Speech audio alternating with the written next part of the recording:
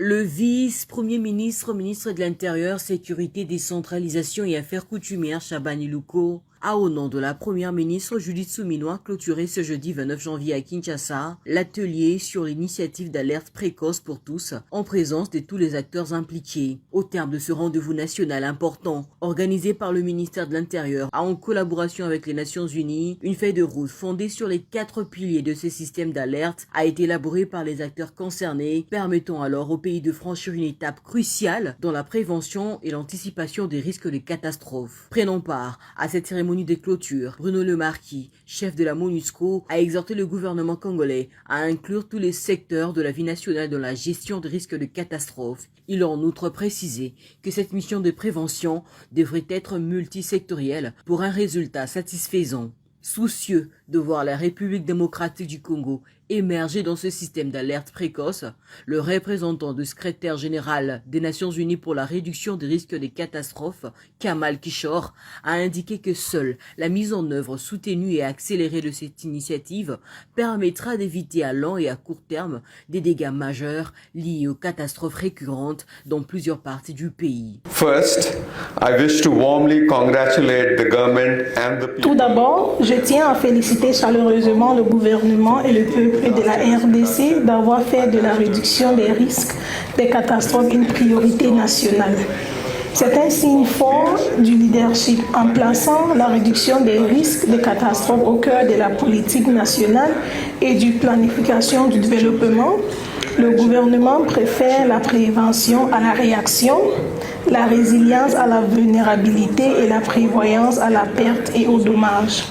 Ayant quitté leurs provinces respectives pour participer à cet atelier, les gouverneurs de province promettent d'adopter cette initiative dans le but d'assurer une protection optimale à leur communauté. Ils étaient tous convoqués à Kinshasa pour participer à cet atelier aussi important parce que nous avons toujours dit gouverner c'est prévenir. Nous avons la formation sur les systèmes d'alerte précoce.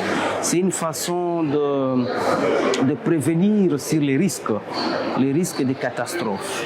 Et donc, le pays va bientôt bénéficier d'un système où tout Congolais, tout patriote, peu importe l'endroit où il se retrouve, sera informé de ce qui peut arriver demain ou lendemain. On parle de catastrophes telles que les inondations, les volcans et d'autres catastrophes. C'est un très bon système. Il faut que nous, les gouverneurs de province, nous puissions nous approprier cette initiative aussi louable initiée par le gouvernement de la République.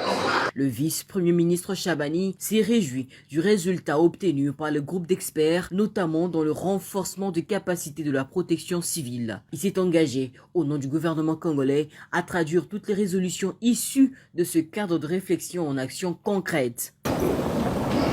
Je salue également l'appui de M. Bruno Le Marquis, un ami du Congo, coordonnateur résident et coordonnateur humanitaire du système des Nations Unies, dont l'accompagnement demeure un pilier essentiel dans nos efforts visant à développer et à opérationnaliser un système d'alerte précoce robuste, inclusif et centré sur les populations. Mesdames et messieurs,